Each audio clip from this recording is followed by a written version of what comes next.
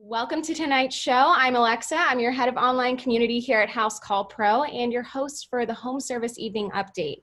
I'm joined by my co-host, Roland. He's a co-founder of Housecall, and Mel, who's our Senior Vice President of People. You can think of us as your in-house business, marketing, and HR experts, and we're here to help. And each evening at 5 p.m. Pacific time, Monday through Thursday, we go live on Zoom and in Facebook, and we share the state of the world according to the home service industry. And then we go into one main topic with a special guest. So tonight, we're very excited to welcome Will Lopez. He's part of the Gusto team, and he is here to talk about employment and HR data trends that they're seeing on their end. So that'll be really valuable for you to tune in tonight after the news. And if you're wondering where to watch past episodes of this, go head over to our YouTube channel, just Housecall Pro, go search. Actually, you don't even have to search anything. It's the first playlist at the top, Coronavirus Evening Update. The past 8 weeks of broadcasts will be on there for you. And of course, make sure you join the Facebook group. There's over 2,900 pros in there right now. We'd love to see you in there if you are not yet. So I'm going to pass it over to Mel for our State of the World news update, and then we will be back with Will. So I'm just going to put on speaker view here. Great, thank you. Good evening. Thank you everyone for joining us. Thanks for being here tonight, Will. I'm Melina Fairleigh, Senior Vice President of People at Housecall Pro. Please feel free to call me Mel.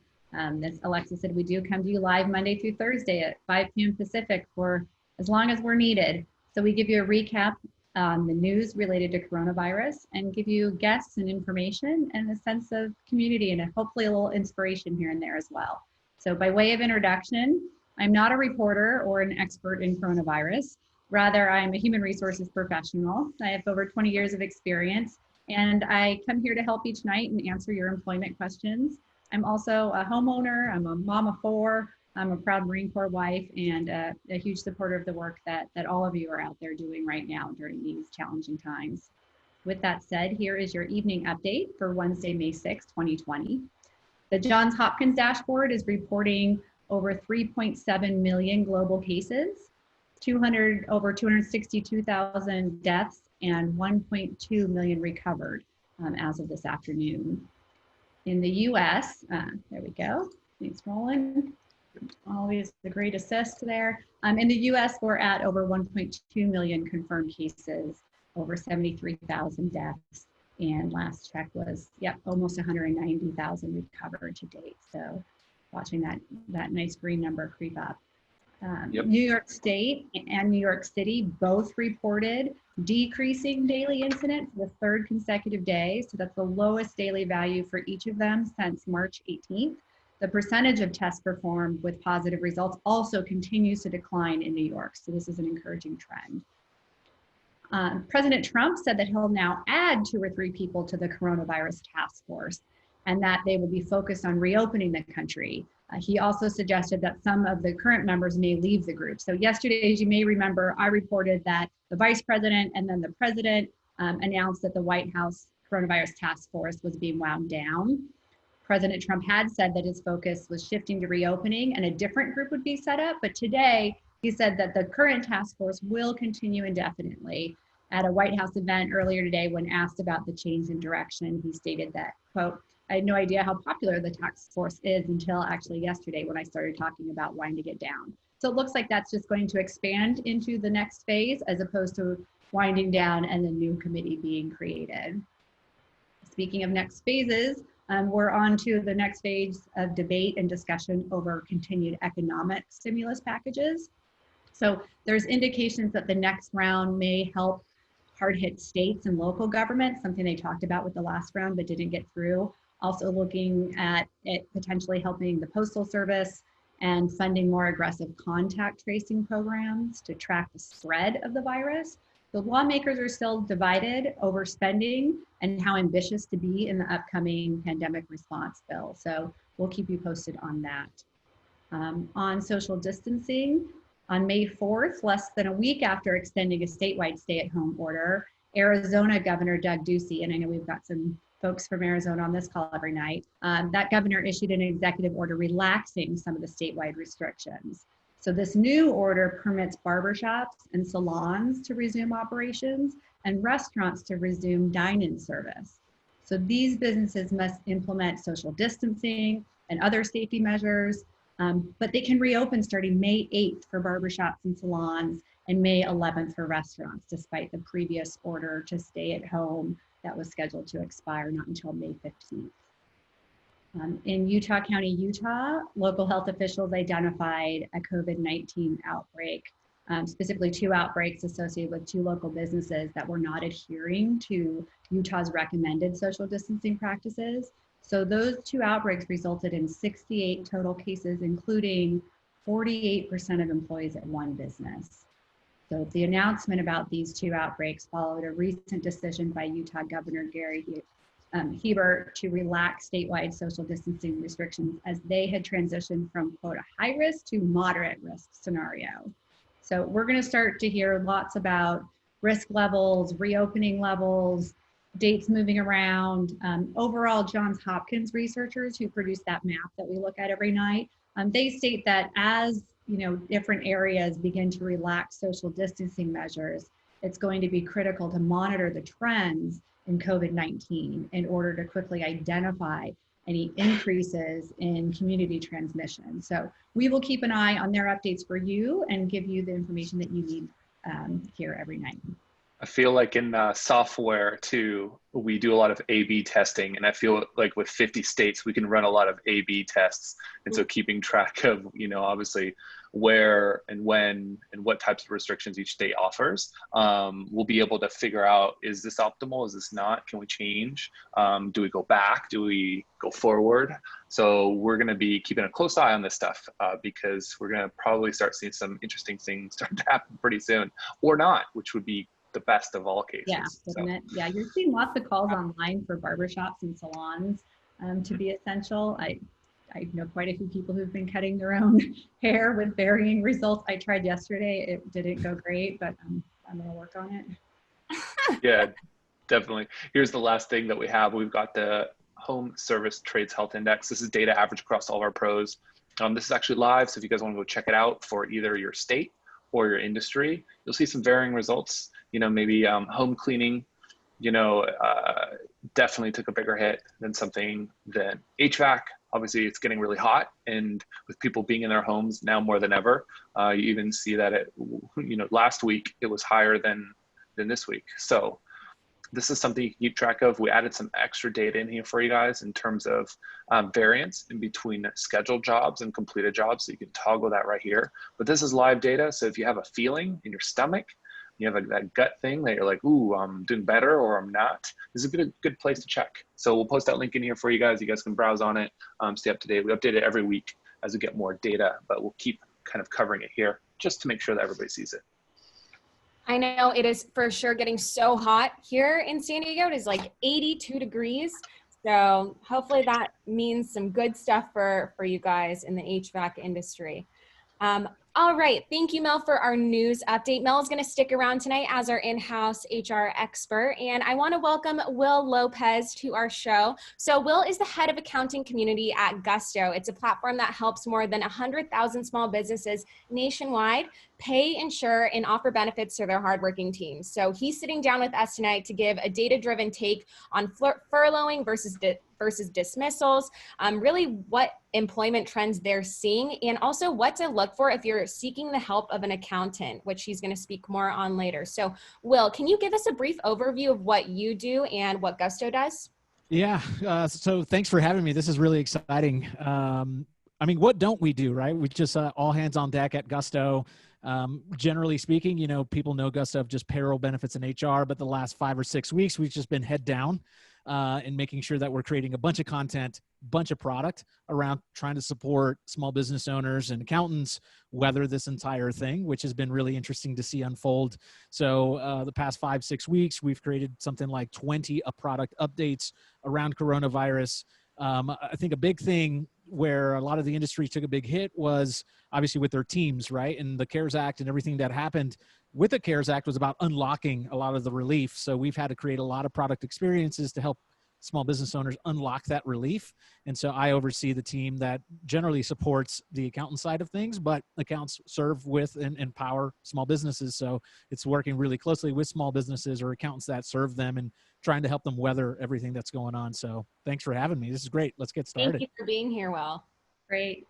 And yeah, it certainly is a different time right now to be in HR, to be in payroll, to be doing the kind of work that you and I both do. So you have firsthand experience with the data of what's going on. Obviously, we have the big major trends. We've heard 30 million unemployed, but you are seeing firsthand what especially smaller businesses are doing. Can you tell us what's happening with when coronavirus hit? Like what did you see?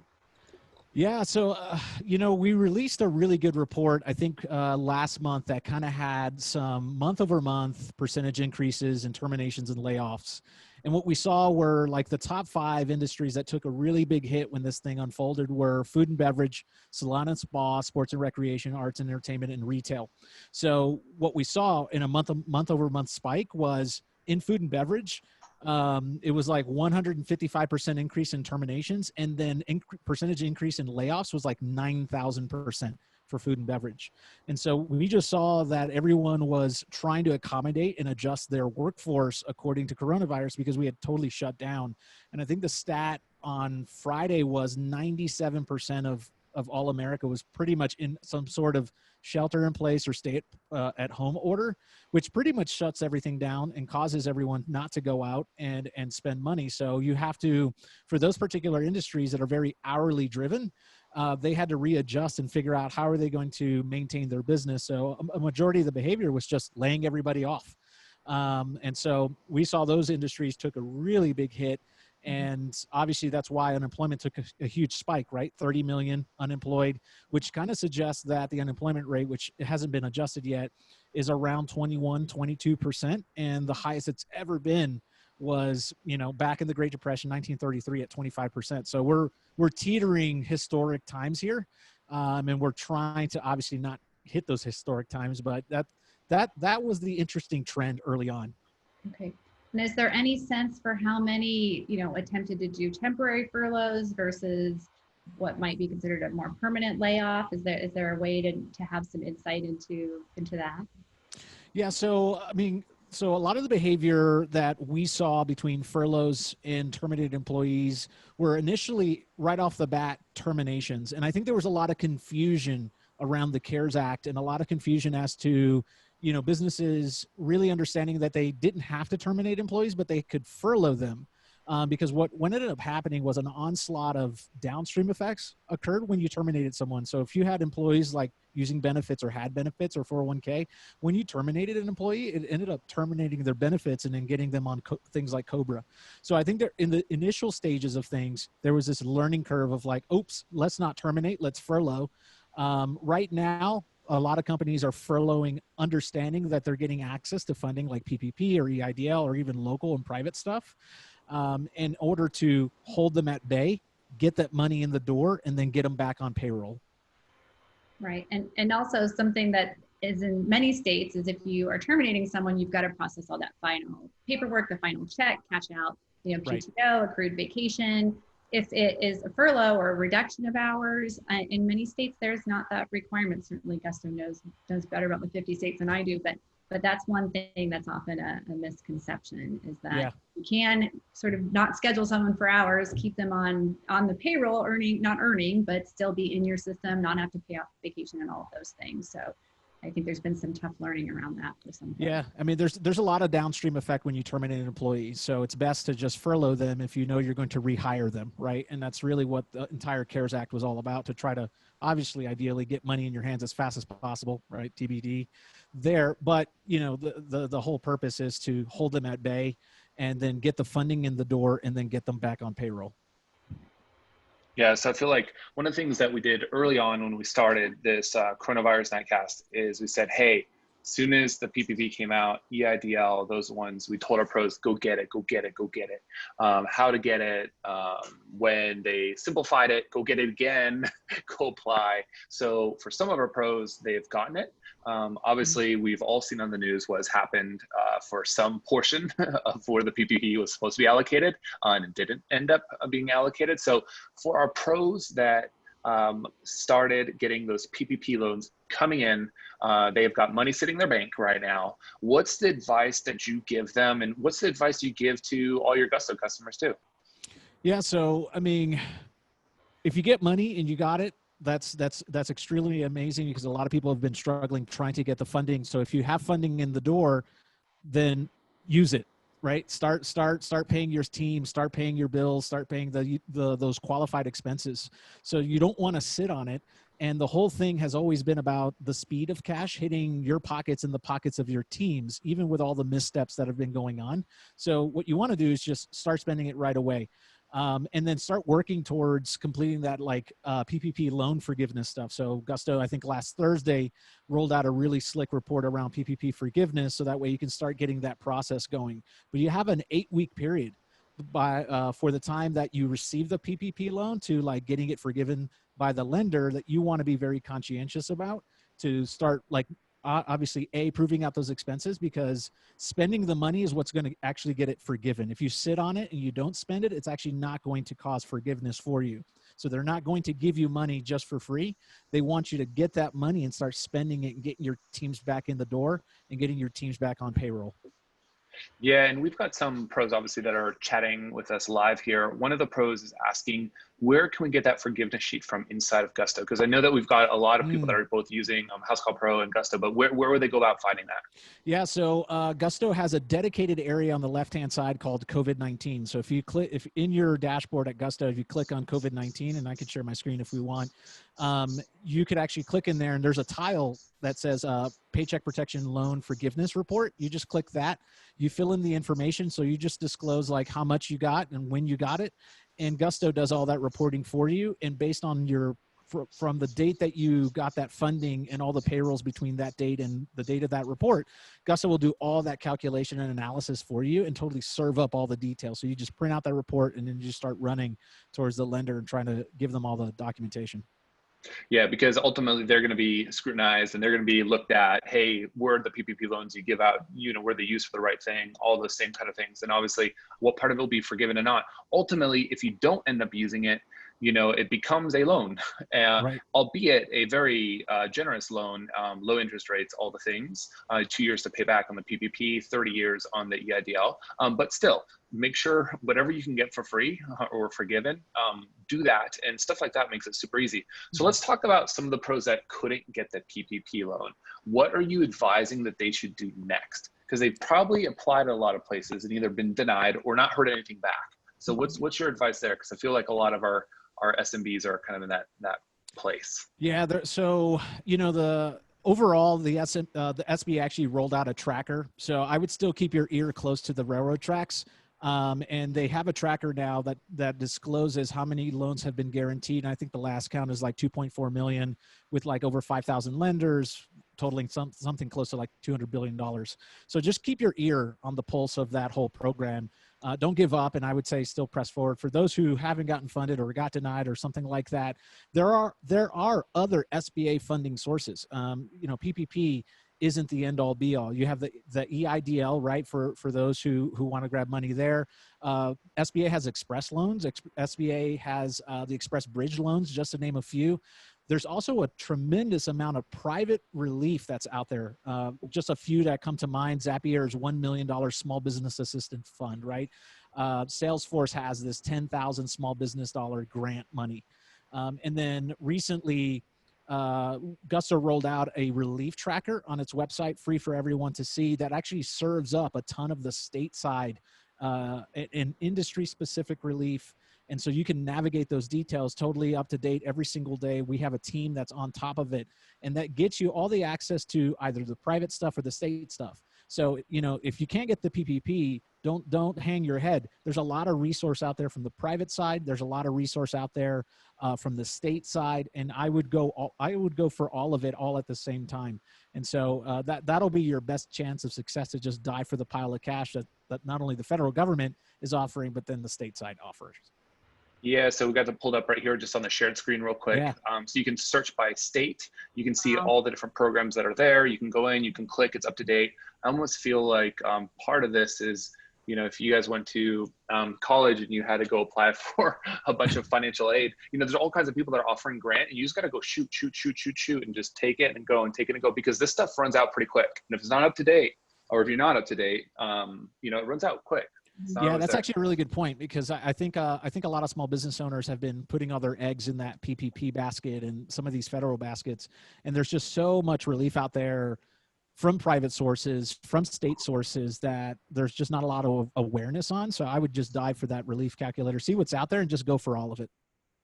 Yeah, we'll post a link to that just in here too for you guys to go check out.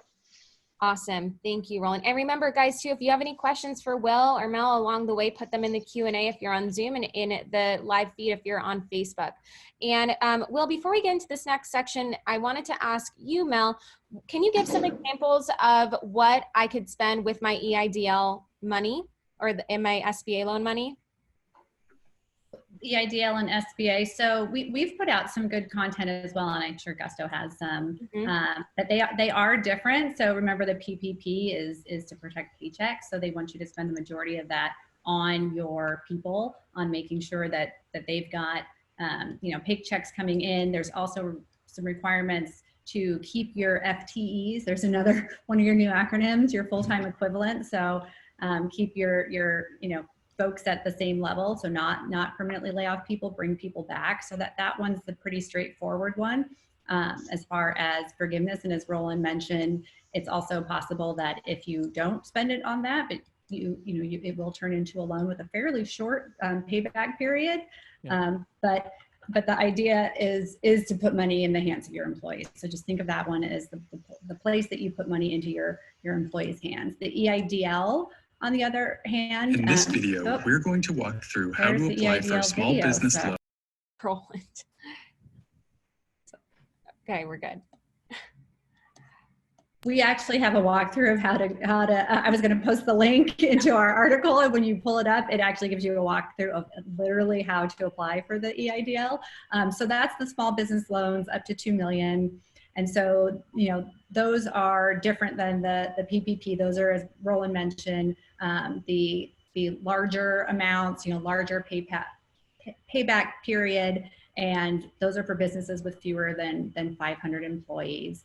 And you can get both, but then you can't use it for the same purposes. So you can't use the EIDL and the PPP for the exact same purposes. So the EIDL can be used for payroll costs or increased material costs, like things are more expensive now, it's difficult to come by things. You can use it for rent, and you can use it for mortgage payments, and other things that, because of the current economic situation due to COVID-19, you are experiencing, hardship. So payroll, materials, rent, mortgage, and other obligations that you can't meet. But again, you can't double and pay payroll, EIDL and PPP. So PPP, think payroll. EIDL is the other stuff if you've got both.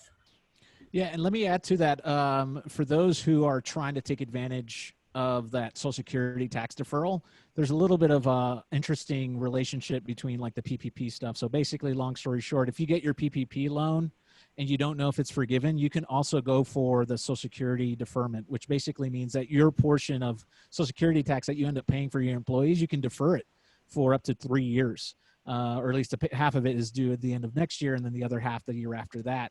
But the moment you find out your PPP loan has been forgiven, then at that point you have to stop it. But you don't have to pay back that Social Security tax. It just falls into that normal cycle.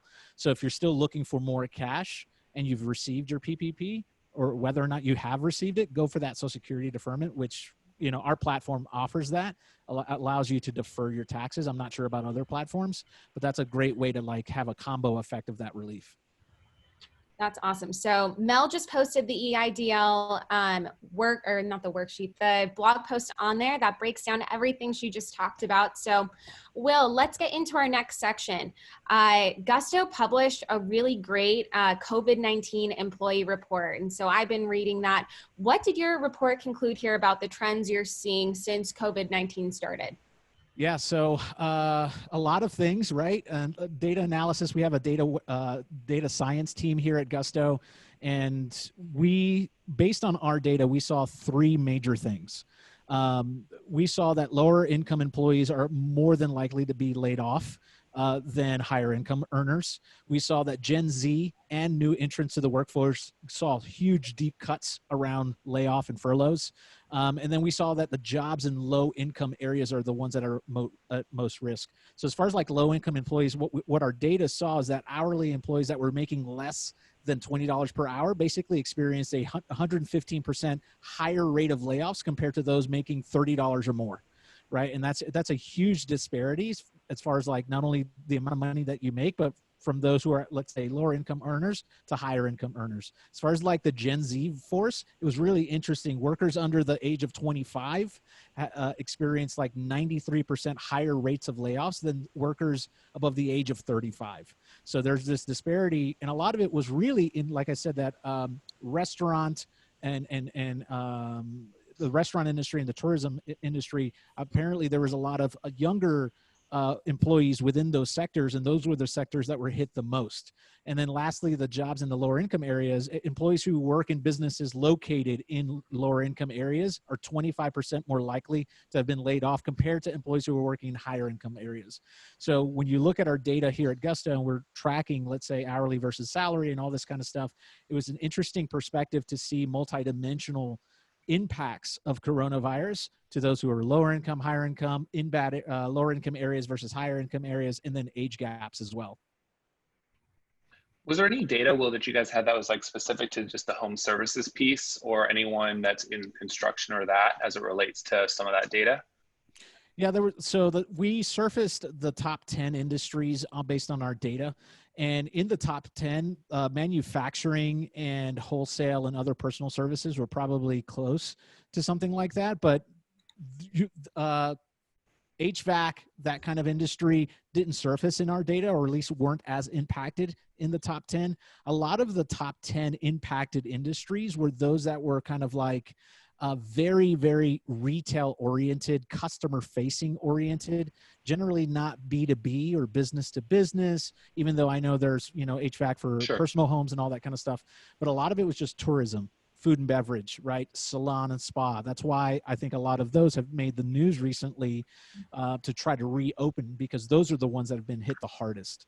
Right, and you're going to start to see all the Chapter 11s coming. J. Crew announced filing for Chapter 11. You've got big companies like Macy's and things, JCPenney.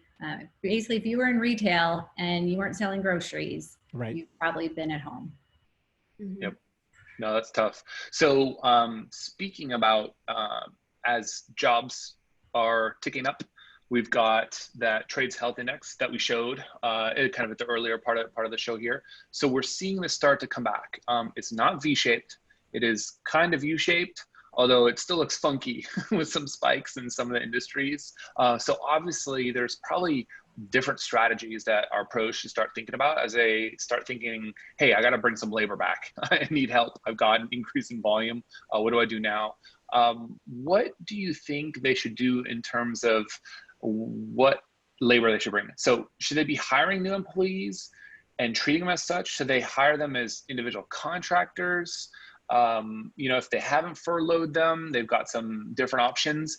What are some strategies there that they should be considering, given there's some variability, given that we don't know if there's going to be a resurgence of what's going to happen here as we start to relax some of these kind of restrictions?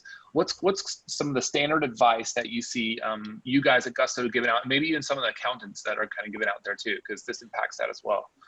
Yeah, so I mean, I'll tell you what I know. So I've been a public accountant for all my adult career. So I actually recently joined Gusto to lead their accountant channel about a year ago. Prior to that, I owned a public accounting firm, a cloud-based accounting firm based in South Florida. And what I actually immediately did was went back to the Great Recession to see what behaviors were done there. And that was between like 2008 and 2010. And so when I went back and said what was done during the Great Recession that is kind of being done today, even though I know there wasn't a pandemic back then, a lot of the workforce got hit back in the 2008 bubble bust, right? And so a lot of accountants actually lost about half of its workforce. A lot of industries were impacted greatly back then. And the trend that was seen back then was when the recession hit and companies were trying to get back into business and were trying to scale up, they were leaning really heavily on outsourced work. So they were going the contractor route in order to try to scale up to a point to bring those contractors on to full-time employees. So it'll be interesting to see, I wish I had a crystal ball of what we'll see here in the next 18 months, 24 months, and whether or not how long this recessionary period will be. But my understanding, looking at the history, is you'll probably take a big hit workforce-wise, depending on the industry that you're in, and you'll probably fill in the gap with outsourced talent and contractors until you get to yourself to a point where you feel really comfortable with your revenues in the new normal, and where you're going to start to bring those contractors on as employees. And so I think you'll see a similar trend nowadays as we saw back then between like 2008, 2011. And I'll also just mention that one of, unfortunately, the common errors a small business makes is misclassifying someone as an independent contractor that should be an employee. So the general rule is that an individual is an independent contractor if you as the payer has the right to control or direct only the result of the work, not what will be done and how will be done. So if you treat them like an employee but call them an independent contractor, they're probably still really your employee, and you've probably not been having proper withholdings, and that's an area where you can get into trouble. One of the first things any HR professional does when they join an organization is they take a look at all the independent contractors. It's a big area of liability for companies, and the smaller you are, the less of a target you are, certainly, but you're also probably more likely to make an error.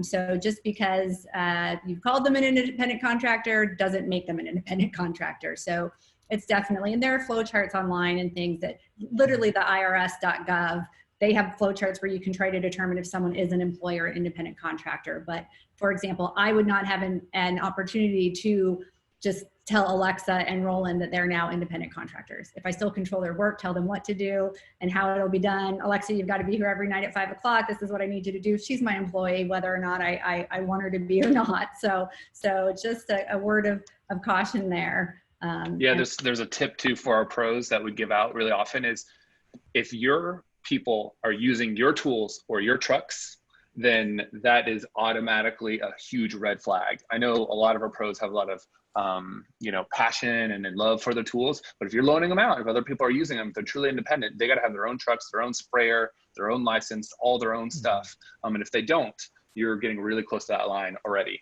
So I gave you a good link in the chat from IRS. Yeah, I was going to say that's such a great call out, Mel, because you definitely don't want to step on the independent contractor rake, which is trying to treat employees like independent contractors. People do it all the time, and they get themselves in trouble with the Department of Labor. And to Mel's point, IRS.gov actually has some really good guidance on this, on helping to decide employee versus contractor designations, whether or not you control their behavior, the finances, the relationship, stuff like that. But yeah, you definitely don't want to step on the IC rake at all. But I haven't heard it called a rake before. I like that. Well, people, I mean, obviously it's, as business owners, and I owned a business, I had employees, 10 employees at my old firm. And, you want to try to curb your costs, right? And especially in times like this, you want to try to control them greatly.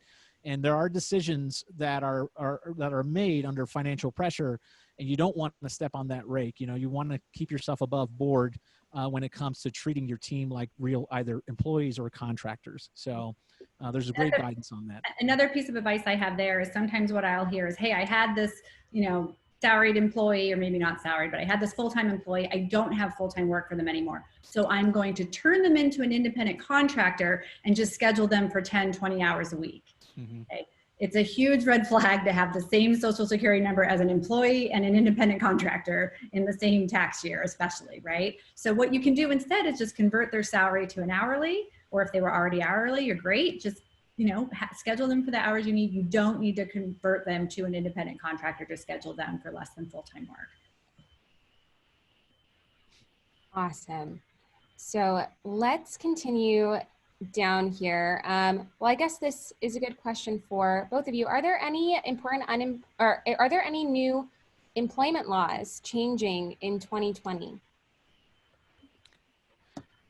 Yeah, so I'd love to hear Mel's perspective on this from the HR perspective. What we're seeing obviously is a landslide of legislation around people, right? Caring for people, caring for your team, making sure that there are federal standards based on the CARES Act and all these other legislations that raise up certain minimum thoughts on certain things. And so it'll be interesting to see the downstream effects stateside of things like the federal unemployment requirements that we're stacking on top of the state unemployment benefits, right? And that's why everybody was going for the unemployment benefits, because they got either let go or they were staying at home or being furloughed. So you can go for that unemployment benefit. And what the CARES Act did was stack on top of that stateside unemployment the federal amount. And they raised up minimum requirements of, let's say, like minimum wage in order to calculate certain things. So it'll be interesting to see. I've not seen anything recently on the state side how states adapt or adopt new mentality or new approaches as a result of all the latest legislation. Curious to see what your perspective is on that, Mel. Yeah, I think the one that we probably aren't talking about much anymore, which was the Families First Coronavirus Response Act. So that did apply to companies with under 500 employees. So that was the one with two parts. It was about up to 80 hours of paid sick leave at regular pay with a cap of $511 per day, right? So a really generous benefit. And this is when an employee is experiencing symptoms and seeking a diagnosis. They don't even have to be confirmed to have COVID-19, or if they are unable to work because they're quarantined. So I think that the first one I mentioned is the symptoms and seeking a diagnosis. This is going to start to come into play as things reopen, right? So as you get to reopening and, your employees have, 3 sick days or a week of PTO or whatever it is, if they're experiencing COVID-19 symptoms and they need to quarantine on the advice of a healthcare provider, that will fall under the Families First. The other is an additional 10 weeks of paid expanded, what we call FMLA, family and medical leave, at 2/3 of their regular rate of pay if they have to care for a child whose school is closed or if childcare is unavailable. So again, think about the states that are reopening. So your hairdresser is going back to work in Arizona and she's an employee of a salon and her daycare is still closed. Well, it's the potential that maybe she can't go back. And so then she could be qualified for 10 weeks of paid expanded family and medical leave to stay home and care for the child despite the fact that now your salon can reopen. So this is the one that we just haven't talked about much because we've all been home for the most part, or people have been out in essential and just figuring it out. So I'll post a link here to a blog post or article that we had done at Housecall, but we'll hear more about that. There are exceptions for businesses with fewer than 50 employees. So we've still been waiting to see a lot of detail on that. But again, this conversation just has sort of been delayed, I think, by the fact that many people are at home. But as people get called back, I think this one's going to come up more often, Will. Yeah, that's a good call out. Mel coming through with all those awesome resources. So the ones that she's posting in here, guys, we've been pushing out over the last 8 weeks. So go into housecallpro.com/coronavirus and then click resources. There is a huge library of not only what we cover on these evening updates, but there's like podcast episodes on there, links to the YouTube videos. Like that is honestly the best resource library for you. And I know Gusto has one as well. So maybe Will or Brandon, if you're watching, can post the link to Gusto's resource library as well. Yep. And so, Will, you are the head of accounting of the accounting community at Gusto. And when we talked last week, you said you are seeing an increase of small business owners looking for accountants, but you've seen that people in your community may be hiring unqualified professionals. So when should our pros know when it's actually time to hire an outside consultant to help them? Yeah, so I'm super passionate about this particular topic not because I'm an accountant by trade, but because I know how impactful working with a consultant or professional is in business life. There are real stats around this where when you work with someone who is either a financial advisor or tax preparer or somebody who can really advise your business to go through something like this, you have such a higher chance of success. That the data just kind of proves itself out. So I personally would recommend for you to connect with a consultant now or an accountant right now. I wouldn't wait. And there's reason why. One of them is, once again, doing the research back in 2008 to 2011 during the Great Recession. Accountants were literally called the recession-proof accountants. And it was because they were able to not only get themselves, but their clients weathered through a huge recession like they did. Accountants were generally on the front lines of tech, which is a little strange to hear, but generally on the front lines of tech, especially firms like mine, and they can help you pivot into amazing resources like Housecall Pros and stuff like that, and Gusto. And they're the ones that are thinking through future-proofing your business processes and your business strategy. And so there was in a recent research that I read, one of the stats where 88% of small businesses survive their first 5 years when they're connected to a pro, compared to the industry average of like 41%. So you literally double your chance of just surviving 5 years. In moments like this is the moment where, quite honestly, a relationship between you, the business owner, and you and your accounting professional is so critical, because they can get you into other resources that can help mitigate some of that downtrend in revenue. That's why you're seeing a lot of restaurants pivot to things like DoorDash, right? And a lot of that is powered by professionals saying, hey, let's try to offset that in-person, foot traffic at your restaurant and get you into solutions that, can still get business going, and we'll get those things implemented. And when you're working with a professional who kind of understands the technology, can implement the tech stack and all that kind of stuff, you can have a huge impact on your business, and then not only weather and survive the current crisis, but then, thrive later on, because it'll future-proof you to endure like another issue or another threat like a pandemic. And okay, so we'll paint a picture for me, for the pros watching right now. What are the qualities of a really good accountant, and what they should be looking for versus ones that they should be running for the hills from, and maybe even can identify that their current accountant is like that right now? So can you give me the two qualities of both and what they should be looking for?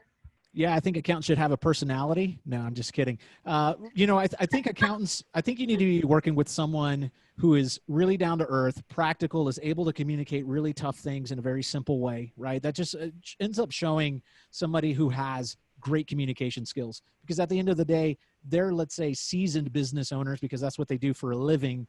And accountants notoriously can get lost in the weeds, and they start spitting out all sorts of technical stuff. So try to find somebody who's really down to earth, practical. In my opinion, I think you should connect with a modern accountant, somebody who's actually able to sort out all the technology for you, because if there's one thing that coronavirus has proven to all of us, is that you need to kind of pivot on a dime and be able to immediately implement resources and tools to work remotely, to sell remotely, to manage a business remotely, to manage a team remotely. And if your professional is unable to see that, able to map out a roadmap of technology or solutions or advice that can help you weather stuff like that, that's not the pro for you. That's where you need to run in the other direction. And if anything, what's happened to actually my profession is this whole coronavirus thing has been a forcing function to get accountants to adopt modern solutions and modern methods. And so it's been while coronavirus has been bad for the world, it's actually been good for the accounting profession, because a lot of the profession just kind of sits on old techniques and old methods. And this whole event has caused them to enforce them to rethink their strategies and rethink the way they should be engaging with their clients. And I would find somebody who is on the front lines with all of that, because it's going to be your non-equity business partner, is what I look at myself as. Is I'm there as your non-equity business partner to handle those things that I know that you may not be, capable of handling, like, financial moving and business pivoting. You're good at what you do, right? You're good at HVAC, and that's what you do. But you may not be good at rolling out applications for your team to track mobile, movement.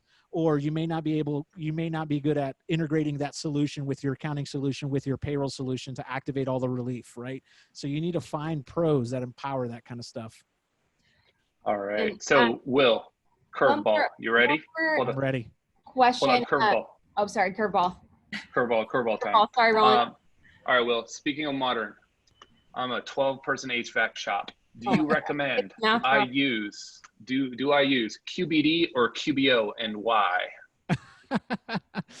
Oh, I got to. No one from Intuit is watching. I promise. Oh, it's okay. Okay, go. I can slap down Intuit all day long. I mean, personally, I would say, QBD is not going to future-proof your business. I understand there are certain limitations to the cloud. And I've been in public accounting the past 10 years and on the front lines of the revolution and digitization of not only the small business space, but the accounting space. So I would say QBO all day long because it's going to put you in a position like it is right now, right? If things go down, you can have team members like me access things virtually and remotely, right? It's going to empower you to be in a better spot. It's going to get access to really good tools. You don't have to worry about backing up data. You also don't have that single source data when you go QBD. That is, in the old days, like you would have a backup of QuickBooks, you would send it to your accountant, he would make changes, you would send it back, and there's multiple versions of the same data. Not conducive to continuity of business, right? And so like in modern days today, like that's why like I really admire like Housecall Pro, because you need to just have online solutions talking to each other all the time. And so I would go QBO all the day, and probably even more zero. Yeah. Okay, and so we leave it off with one question for all of our guests. Roland, what is our last question before we go into Q&A for Will? Yeah, no, this one is the one we always like to ask our guests. We want to make sure that everything's actionable for our pros. So if they hear one thing and do one thing, what is the one thing that you recommend that all of our pros should be thinking about and implementing and doing tomorrow? Yeah, so I think the one thing I would want you to do is start making business decisions, not in a sequential order, but in tandem of each other. And I think that's been a learning curve of this whole coronavirus, is that we're thinking sequentially about what do I do next? What do I do after that? And I think it takes a real decision-making ability to say, I need to stop thinking sequentially about making huge business decisions for myself and start thinking in parallel of each other. And what I'm talking about is thinking of things like going after relief right now, and at the same time, pivoting your business to make sure that it endures long-term. And at the same time, think about solutions that will put your business in a better spot. So that way, 1 month from now or 2 months from now, or what they're projecting at the end of this year, another resurgence of coronavirus, you need to be making not sequential decisions, but parallel decisions. And I think that's such a huge call out from my end to say, business owner, you need to take this seriously, and business owner, you need to not make decisions, in order, but together, because it works all together. So why make decisions in sequence? That's good advice. And I feel like more is better, especially when it comes to right now when you're trying out things, because, inevitably you got to try a lot of different things to find the one that actually sticks. Right. Especially when it comes to marketing, especially when it comes to business pivoting, trying new things. Now's the time to do that. Because if you're doing it sequentially, you might be stuck on one thing and all of a sudden you're dead in the water. So at least you got some options there. All right, well, we've got a bunch of questions here. I know that Gusto does offer employment benefits. I know you're not the benefits expert, but we've got a couple of questions around that topic that have a little bit of an accounting slant as well. So I thought we'd go ahead and throw these out there. So Robert says, I'd love to be able to offer my employees health benefits to retain them, but we are so small. How can we do it? How could we afford it? Also, we had Cynthia asking, can we as employers pay for our employees' health insurance? How do we categorize that? What does that look like on a pay statement? Yeah, so great call out from a big picture coming down into that question. Gusto does offer health benefits, financial tools, and a lot more around benefits. You can do like medical, dental, vision. Administration comes free through Gusto, and we work with over 3,500 health insurance plans, and we have licensed advisors that kind of help you find the right coverage for your teams and for your budget. So we'll work with companies like Blue Cross Blue Shield, right? Humana, Kaiser, Oscar, all those kind of companies. And so what I would recommend is Gusto actually has, we have an initiative internally called Benefits for All, right? And it sounds kind of familiar, but we actually offer small group coverage for small employers. So if it's you yourself, the entrepreneur, and you have one employee, you qualify for our small group plans. And so I would say, reach out to our team, let our team figure out what we can offer you based on your budget, based on your teams, because at the end of the day, Gusto considers itself a people platform. And what that basically means is, from an employer perspective, when you hire your teams, they don't look at themselves as like payroll employees or benefits employees or retirement employees. They look at themselves as employees, and there's a journey that they go through, and an experience that they expect. And that includes benefits. That includes taking care of themselves and their family. That includes saving for their retirement. So Gusto understands that employee journey, that life cycle, is one that we need to educate on, and then empower professionals and employers to have the right resources that are affordable, scalable, and doesn't cause a lot of extra administrative effort. So we try to keep everything synced in real time and give you the resources to offer and extend out with little administration on your part, things like benefits. Okay. So the takeaway there for all of you is Gusto, as well as other companies, offer small groups. So U+1, small group plans. You don't get a large group if you're a small company, but small group plans exist, and the cost definitely varies, and there are lots and lots of options out there. So don't think it's out of reach if you haven't gone and done the comparison and done the work yet, because you might be pleasantly surprised. This is a great question from Angel Jones. Can we use the PPP loan money to start offering medical, dental, and vision benefits? Yeah, that's a great call out. So PPP is meant, to Mel's earlier point, for paycheck, right? It's a paycheck protection. It's meant to make the employee whole. There's not been a lot of guidance on the extra stuff that you could do with PPP. And so what I would say is stick to the main purpose of the PPP loan, which is to bring your employee and make them whole, get them paid, and also to cover those extra items like utilities for your company and mortgage interest and the things that qualify for that. Secondly, I would also say be very careful with that, because your lender ultimately can forgive, is the one that makes the decision on the forgiveness. And so I would work closely with your lender to see what you can and cannot do with that money above and beyond what's already been explicitly stated. And I know there's not a lot of guidance with that. And you may go to your lender and say, hey, what can I do with this above and beyond what I can do with it? And they may come to you and say, I don't know, we don't have guidance. So I would stay away from stuff like that and just use it for the purpose in which it was intended. Yeah, and I think also to remember that, the PPP money is finite, it's limited, it will end, and then what? Those benefits costs are still there.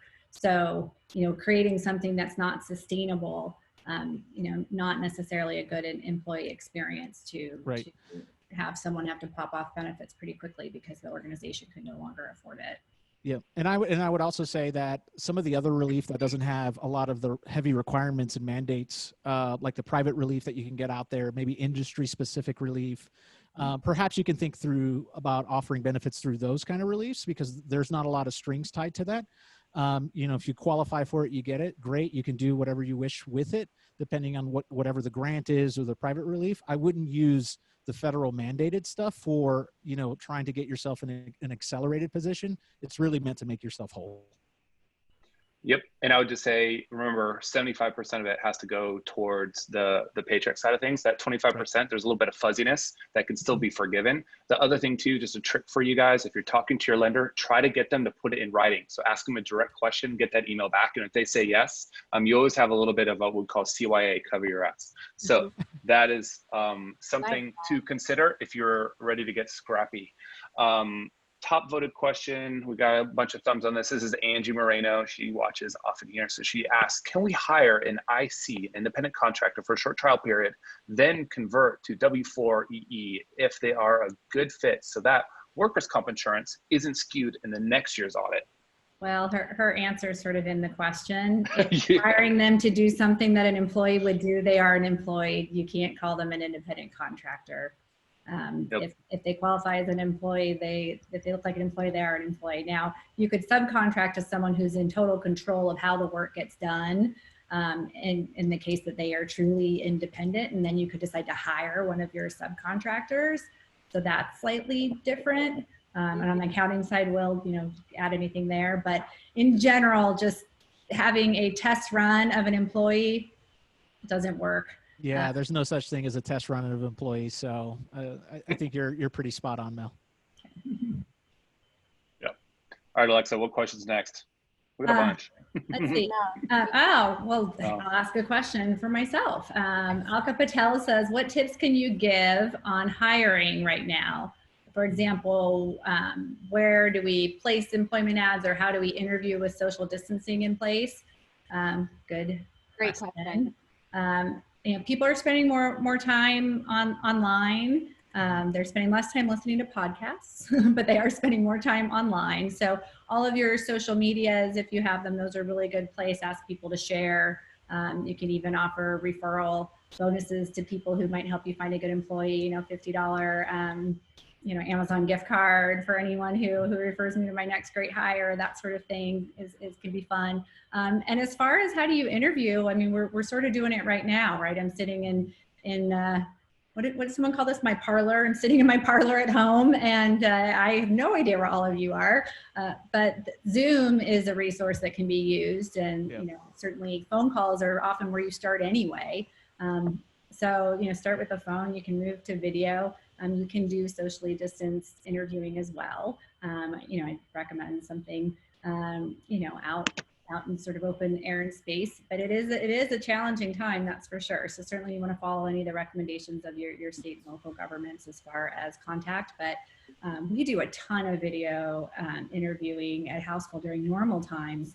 Just people are busy and traffic is thick in San Diego, and so sometimes it's just more convenient for people, at least in those early stages, to have an interaction like this before we bring them in person.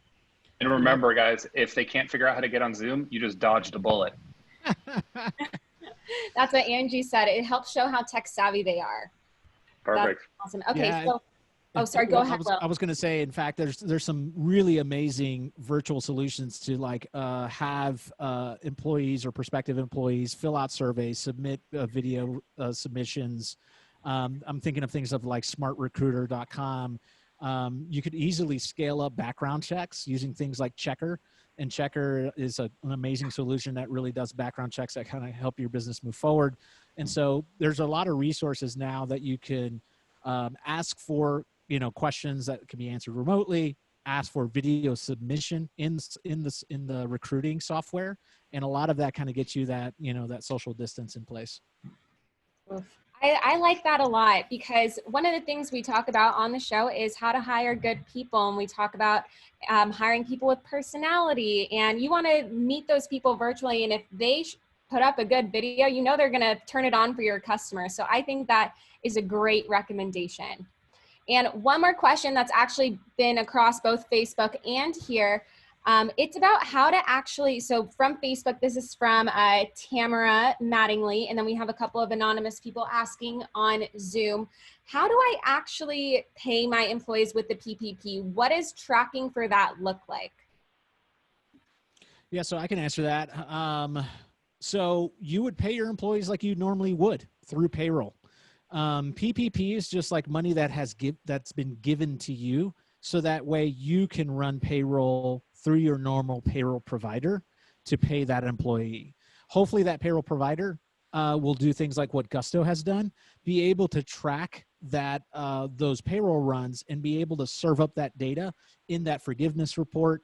And that's what's kind of key with that. So you don't want to go outside the lines of what you already currently have in place regarding payroll solution. You don't want to launch anything new. You don't want to get yourself into something that's let's say off the books or off the payroll run. So just think of the PPP as a loan money or forgiven money or money from your grandma or your grandpa or your mom or dad, right? That they're just going to say, hey, here you go, use it for paying your payroll. Money hits the bank, and then go through your normal solution to pay your employees.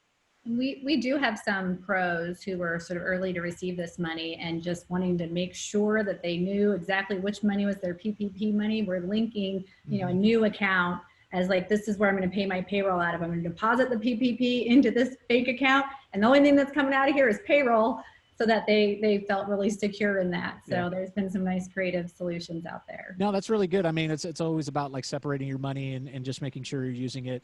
There is no validation as far as the forgiveness is concerned to make sure that you have separate bank accounts. So don't think you have to do that. But it's definitely best practice to if you want to separate it, make sure you're using it for the right purposes. Great advice. So first of all, I want to say thank you, Will, for joining us. You're an awesome guest with a lot of knowledge to share. And Gusto is actually a partner of Housecall Pro. So, Will, can you share with our audience the deal that you currently have going on for both Gusto and Housecall Pro? Yeah, absolutely. Let me pull it up here in front of me.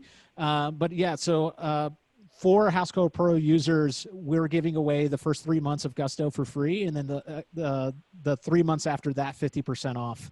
So you'll get a special deal and discount because you're an amazing Housecall Pro user or a small business owner, and we love small business. So does Housecall Pro. So you'll be able to get 3 months free at Gusto. Get yourself onto Gusto's people platform and actually access all the COVID-19 resources that we have in product. Access those PPP reports, access those PPP forgiveness reports. All of that is immediately accessible to you inside our solution. And then if you decide to stay on past 3 months, you'll get the next 3 months 50% off.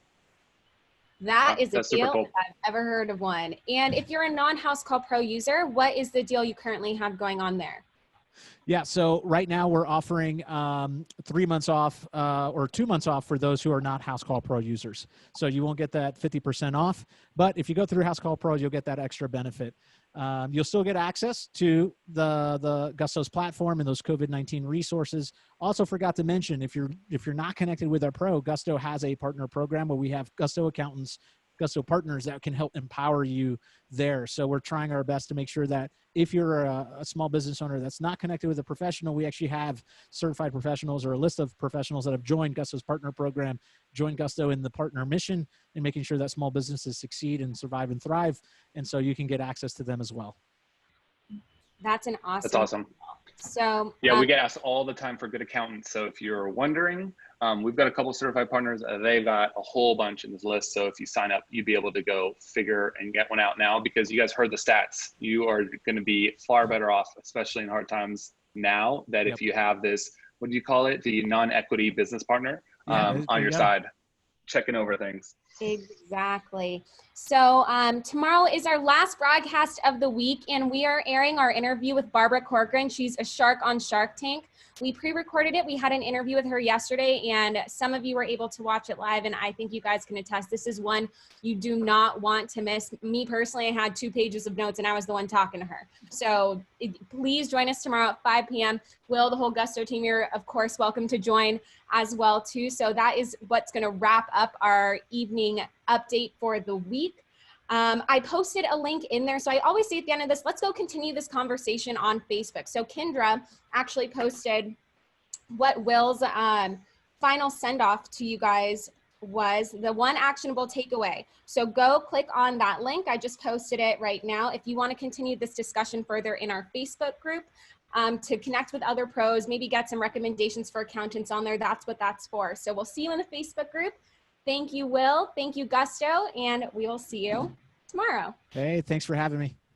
Bye, guys. All right. See you guys tomorrow. Bye, guys. Bye.